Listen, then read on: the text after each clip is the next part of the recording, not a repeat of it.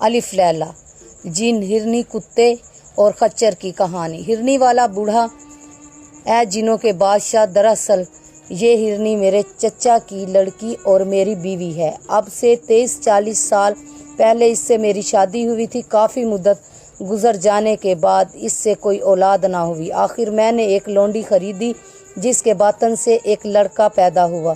15 سال تک ہم سب عیش و آرام سے رہتے رہے۔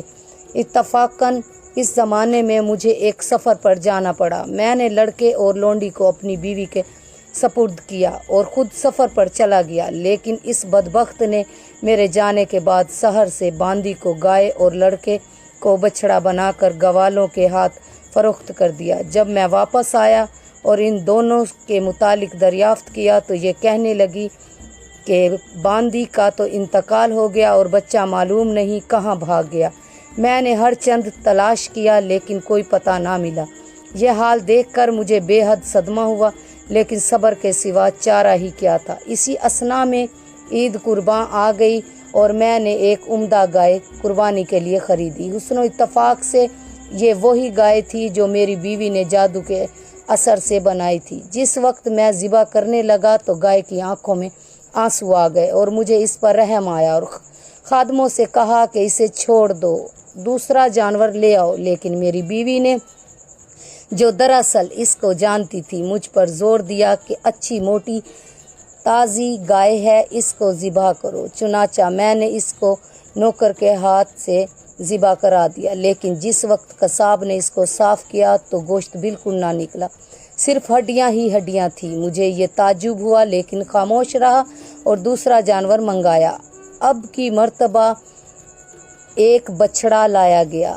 میں جب اس کے قریب گیا تو اس نے اپنا منہ میرے پیروں پر رکھ دیا اور رحم طلب نظروں سے مجھے دیکھنے لگا۔ میں نے اس کو چھوڑ دیا اور دوسرا بیل منگا کر ذبح کر دیا۔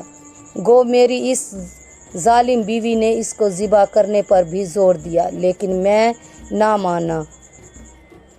چند روز بعد ایک گھوسی میرے پاس آیا اور کہنے لگا میری لڑکی سحر جانتی ہے، جب میں آپ کا بچڑا جو آپ نے چھوڑ دیا تھا وہ اپنے گھر لے گیا تو وہ کہنے لگی یہ دراصل جانور نہیں بلکہ فلاں سوداگر کا لڑکا ہے اور اس کی بیوی نے اس کو سحر کے زور سے بچڑا بنا دیا ہے، اور اس کی ماں بھی گائے بنائی گئی تھی جو عید کے روز ذبح کر دی گئی۔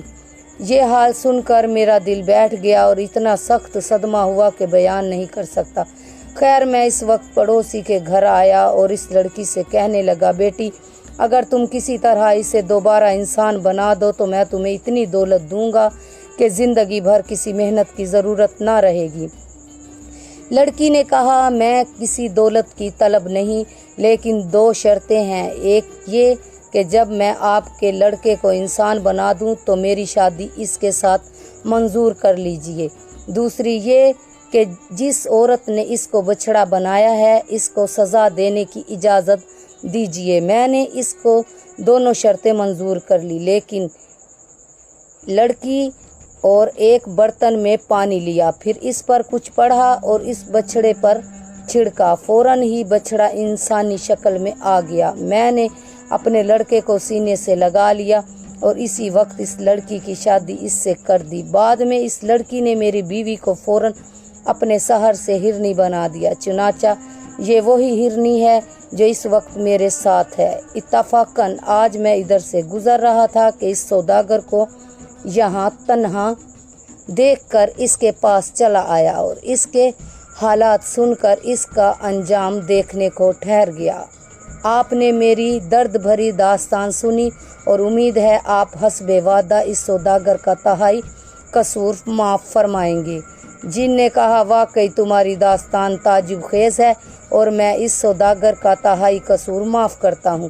اس وقت دوسرا شخص جس کے ساتھ 2 کتے تھے آگے بڑھا اور کہنے لگا اے شاہ جن، میری کہانی اس سے بھی حیرت ناک ہے۔ اگر آپ اس سوداگر کا تہائی قصور معاف کرنے کا وعدہ کریں تو میں اپنی کہانی عرض کروں۔ جن نے کہا اگر واقعی قصہ عجیب ہوا تو میں اس کا 1/3 قصور معاف کر دوں گا۔ چنانچہ دوسرا شخص اپنا قصہ بیان کرنے لگا۔